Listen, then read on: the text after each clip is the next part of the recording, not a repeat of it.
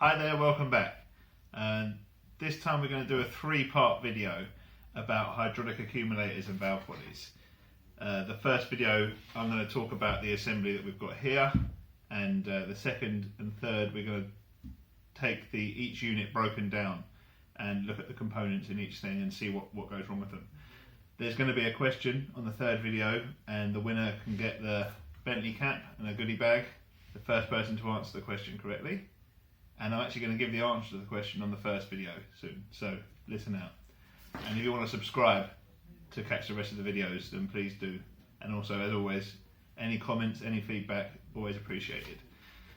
So this is a valve body and accumulator assembly, part of the braking system on Silver Shadows and Bentley T series. This is off a Shadow 2. You can tell it's got the longer filling cap and a shallower bowl. The other telltale sign is that on the valve body, on the Shadow 1s, they have a brake pressure switch that screws into the side here. On the Shadow 2s, that's located somewhere else. So there's no hole there for the brake pressure switch. So there's two of these on a car, two pressure systems. The brake pump feeds high pressure fluid into the valve body here. The valve body regulates it, and when it reaches the right pressure, it returns back to the reservoir. It should have 1,000 psi stored in the sphere. When the pressure starts being supplied to the valve body, you automatically get 1,000 psi in the system.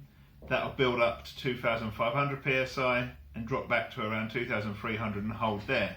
As soon as you start using the brakes, it will drop, and then when it gets below about 1,700 psi, it will start building back up again.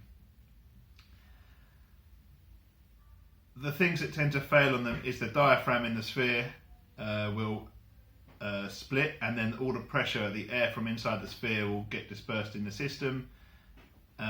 With the valve body, it's likely that it will either leak or seize up in there and not hold pressure properly.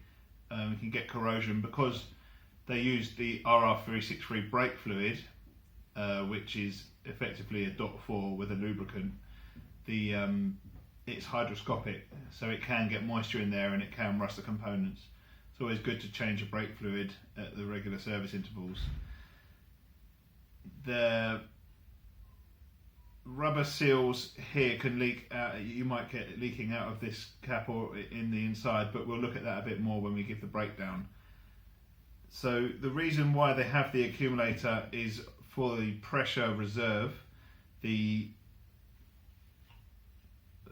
1,000 psi of nitrogen is charged in at this end, and that allows, when the brake fluid starts being pumped into the valve body, it gives it something to go against. So as soon as it starts building up, it's pushing against the diaphragm in here until it equalises and then goes over the top, and that means that when you put your foot on the brake pedal and disperse some of that pressure, if there was no diaphragm with pressure behind it, it would just be dispersed straight away because you can't compress a liquid. So we'll talk more about this when we get the component stripped down in front of us. So for now, I think that's the end of this video, and please subscribe to catch the next ones, and we'll do a breakdown.